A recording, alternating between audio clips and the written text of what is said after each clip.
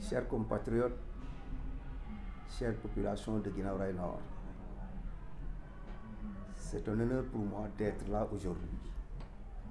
pour vous souhaiter une bonne et heureuse année 2025.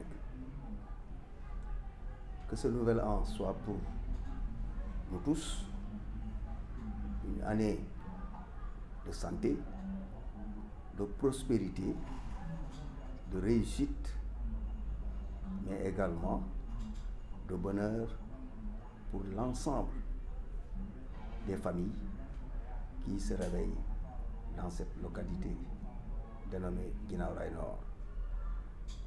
Guinaw Rails Nord qui m'a vu grandir, qui m'a tout donné. Et je profite de cette occasion pour remercier l'équipe municipale qui m'a toujours accompagné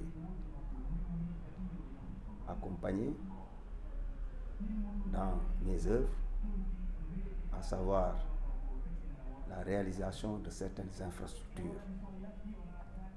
à savoir la construction d'une maternité, la construction d'un centre de formation, la construction de la maison de la jeunesse, la réalisation d'une infrastructure sociale de base comme la maison de la femme réalisée par la ville de Pékin sous notre demande, l'achat d'un corbillard, la réalisation de certaines infrastructures comme les canalisations, à savoir les antennes qui tournent autour de 3,5 km, en dehors des réalisations de grandes envergures effectuées par l'État du Sénégal, à qui je remercie beaucoup. Par rapport au financement, nous avons pu quand même assister les femmes, à savoir le réseau des femmes, jusqu'à hauteur de 200 millions, pour leur permettre quand même d'être autonomes financièrement. Par rapport à la jeunesse, on leur a alloué une certaine somme pour les accompagner, à savoir les étudiants, mais le conseil communal de la jeunesse également. Les Badiane Gox également ont pu bénéficier de ces subventions, comme les délégués de quartier. Les Dara ont pu quand même bénéficier de ces appuis, sans oublier quand même les ASC qui ont toujours été accompagnés par la commune, mais sans pour autant oublier l'achat d'un corbillard qui a permis quand même d'alléger certaines dépenses effectuées pour quand même l'envoi des morts au niveau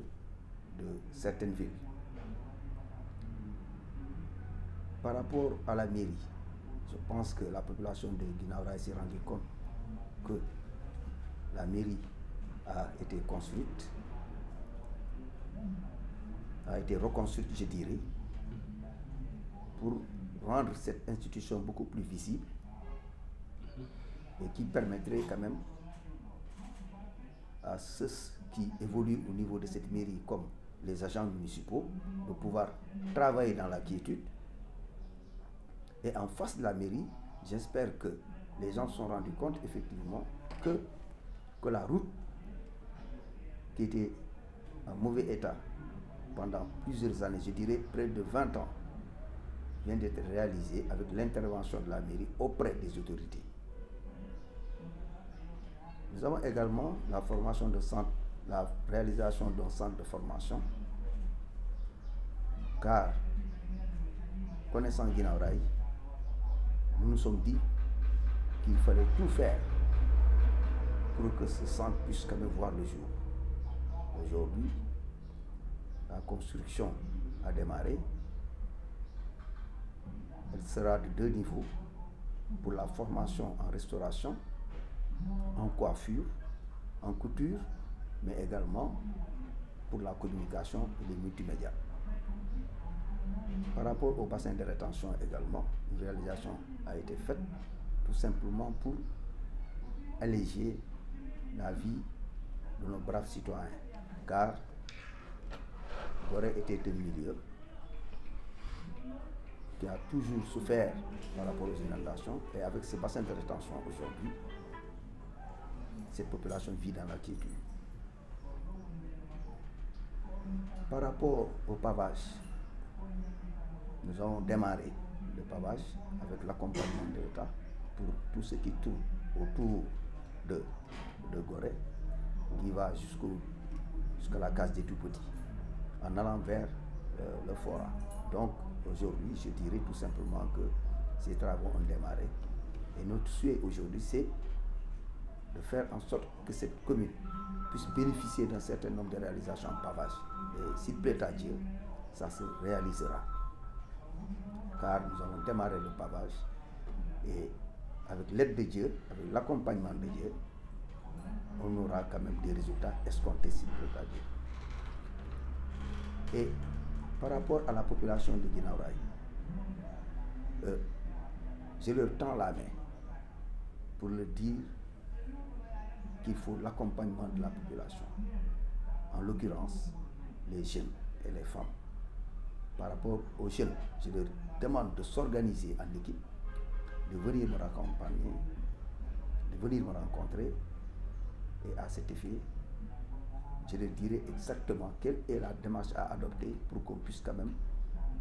rendre cette commune viable et attrayante. Mais également, je demande aux femmes de nous comprendre, et avant la fin de notre mandat, je suis sûr qu'on aura quand même un bilan très positif. Par rapport à l'emploi, et je le dis tout haut, nous avons créé près de 300 emplois. Et par rapport à ces emplois, je pense qu'il suffit tout simplement de se rapprocher de la mairie pour avoir toutes ces informations-là. S'agissant maintenant de l'administration municipale, je pense que les usagers, à travers leur intervention, nous ont toujours fait comprendre effectivement qu'il n'y a aucun retard par rapport à la délivrance de certains documents administratifs. Donc là, je suis tenu de féliciter ces agents municipaux qui, de jour comme de nuit, travaillent inlassablement pour l'intérêt exclusif de la commune. L'équipe municipale, à son tour, est une équipe dynamique qui a joué pleinement son rôle pour tout ce qui touche aux intérêts de la commune. Là également, je les félicite et je les remercie de leur accompagnement. Sans oublier mes adjoints, les présidents de commission, qui œuvrent inlassablement pour l'émergence de la commune. Sans oublier les délégués de quartier, qui jouent un rôle très important, car n'oubliez pas que c'est des relais du maire. Et quand on parle de relais de maire,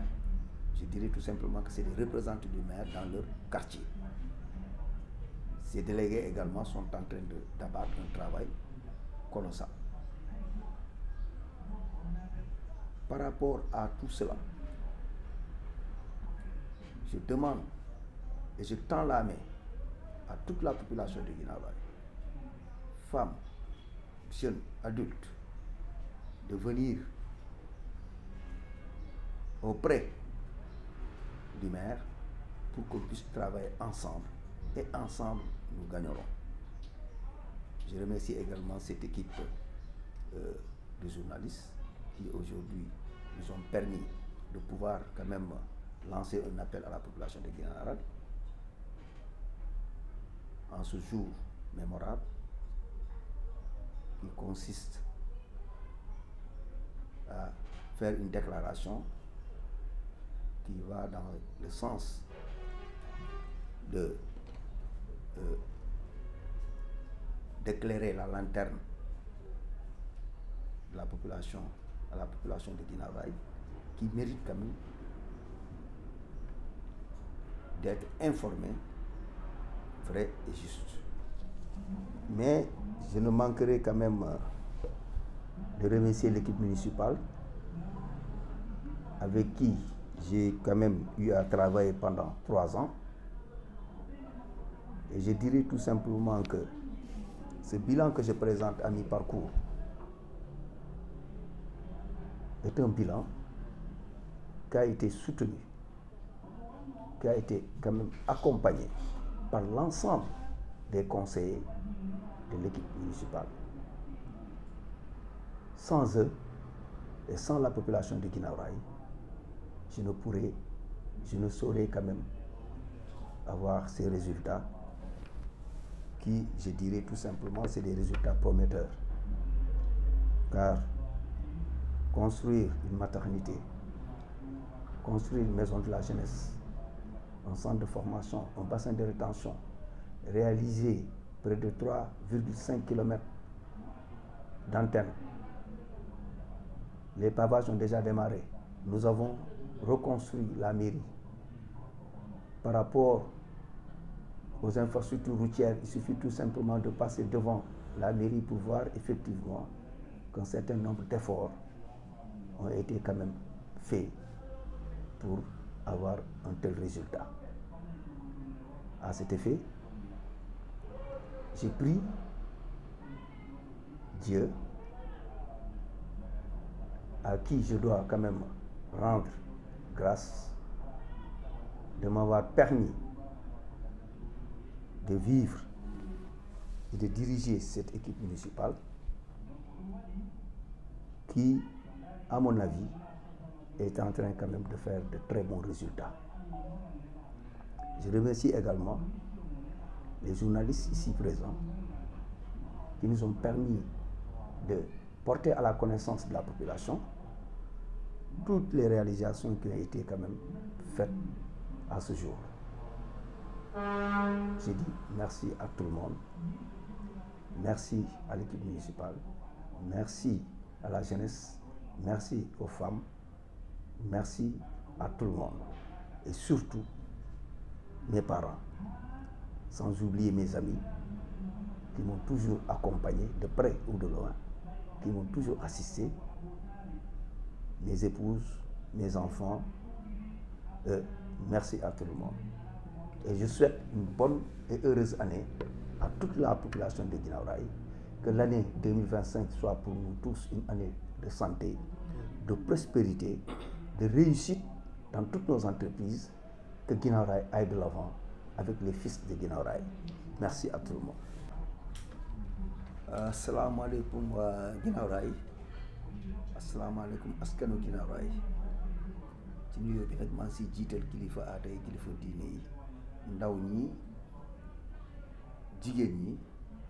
jeunesse bi surtout. di leen di xamal ne sant yàlla bu ñu fekkee at bu bees bi ñu dëgmal,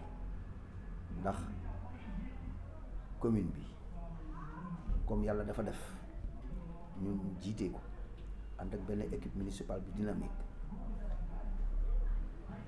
yoon may nañu at bu bees bii nag ñu souhaiter une bonne et heureuse année waa Guinaw Rail ñëpp nag, comme ni ñu ko war a souhaiter ñi nga xamante ne tey ñooy kilifa aada yi, kilifa diine yi, mais également ñi jiite ci réew mi. di wax ne maa ngi ñaan yàlla mu doon atum naataange te ànd ak wér ak wérle pour képp ku yeew fii ci Guinaw Rail. yàlla dëgëral taxawaay képp ku fi yeewu, ànd ak wér ak wérle ak jàmm, ndax si jàmm la lépp xëy. di sant bu baax équipe municipale bi ma àndal ci liggéey, adjoint président commission yi ak képp kuy conseiller. fàttewuma aussi ñi nga xamante ne tey ñooy journalistes yi jàkkaarloo ak ñun pour wasaare li nga xamante ne tey moom lañ fiy wax. kon maa ngi ñaanal ñëpp ci at bu bees bi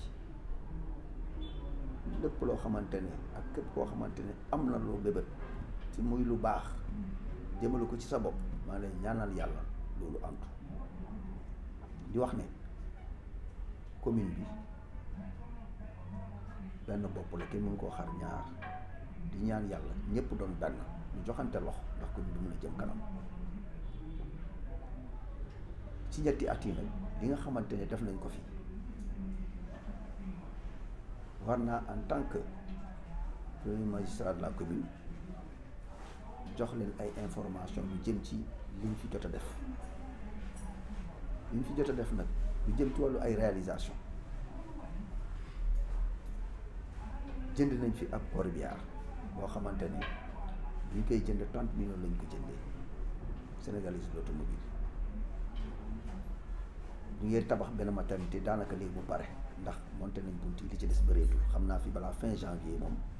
ñu inauguré ko maison de la jeunesse daanaka pare na finition yi rek ñoo des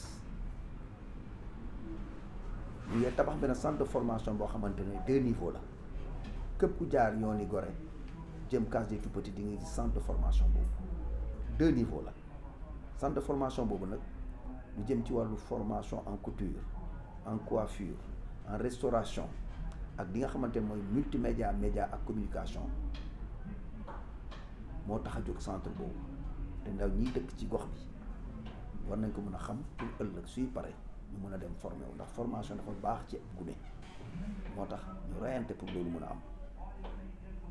maternité bi tam boo la gisee sax ñu def ko parce que gis nañ ni gis poste de santé ba maternité bi ni mu mel wax dëgg yàlla jigéen ñi war ñu mën a yelloo lu raw loolu lu gën loolu moo tax man bi ma nee bërët moom laa njëkk a xalaat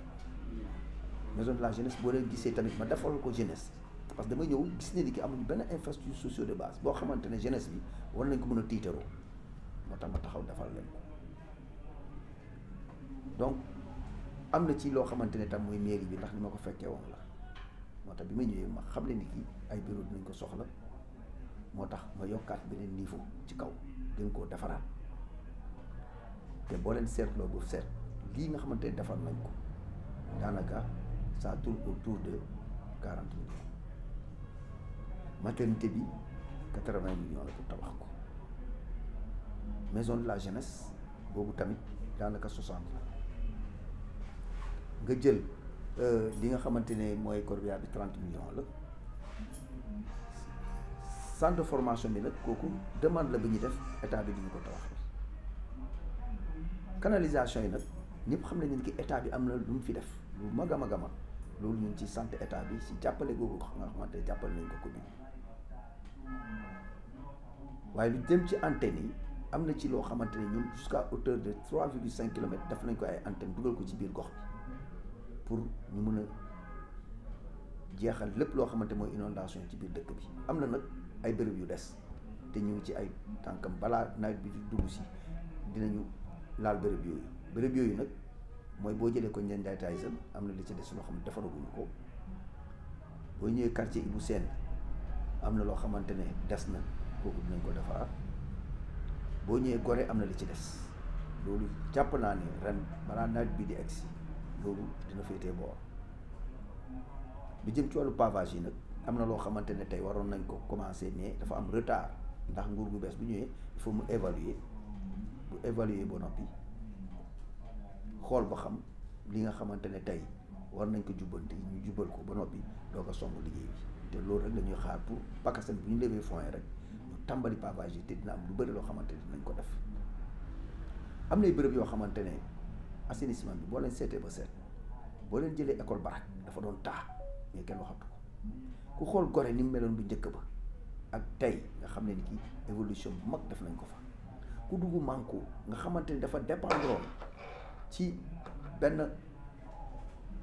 benn machine bu nekkoon fii nga xamante ne saa yu daan taw machine boobu buñ ko taalu ndox mi du dem mais ren branchement direct lañ def ba nga xamante ne bu tawee ndox mi yëppay dem loolu aussi nit ñi gis nañ ko Manko ren loolu wax dëgg yàlla ñu ngi ciy sant yàlla bu baax Gorée kazalika pavage bi nag am na bu commencé nag mooy mbedd bi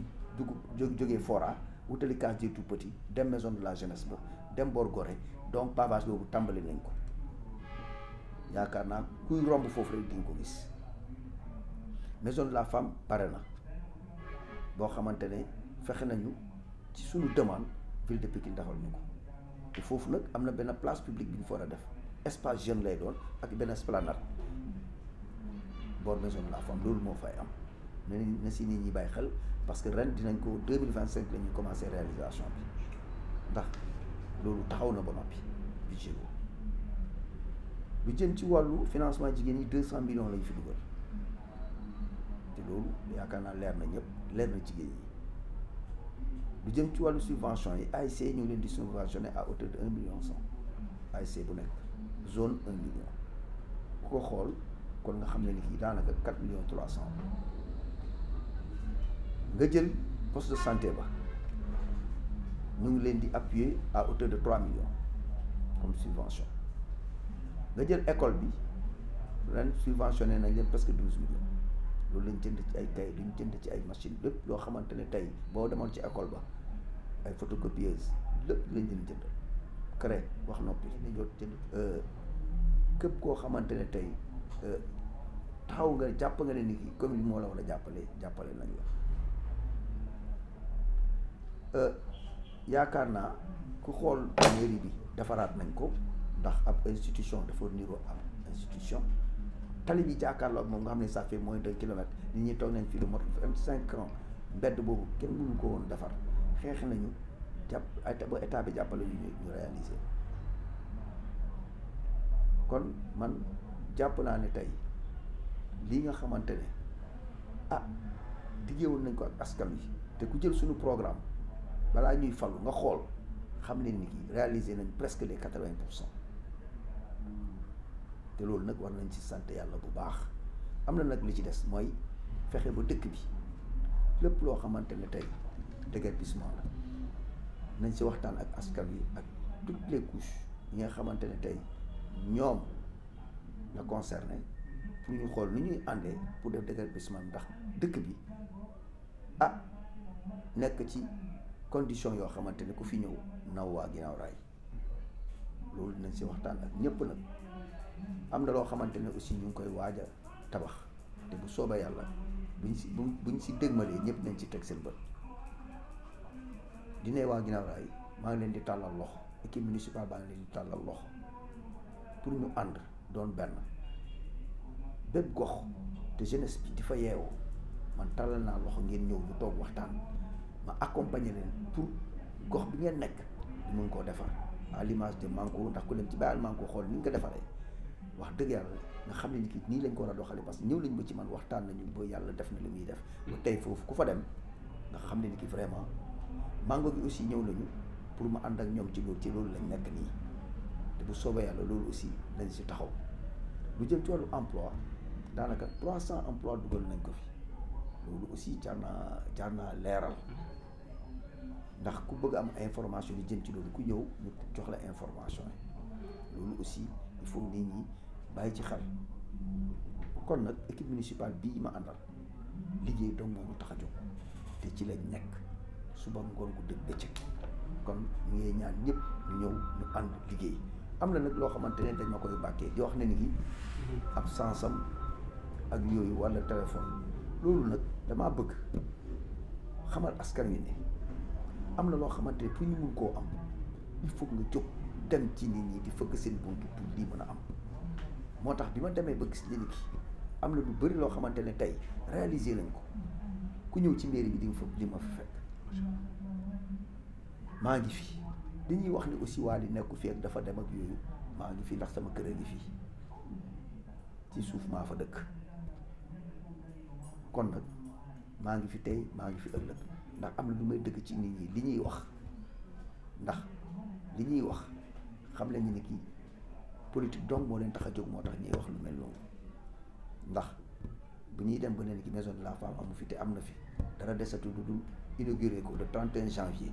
war nañu bàyyi xel ci loolu kon maa ngi woo ñëpp tàllal leen loxo ñu ànd liggéey ba nga xamante ne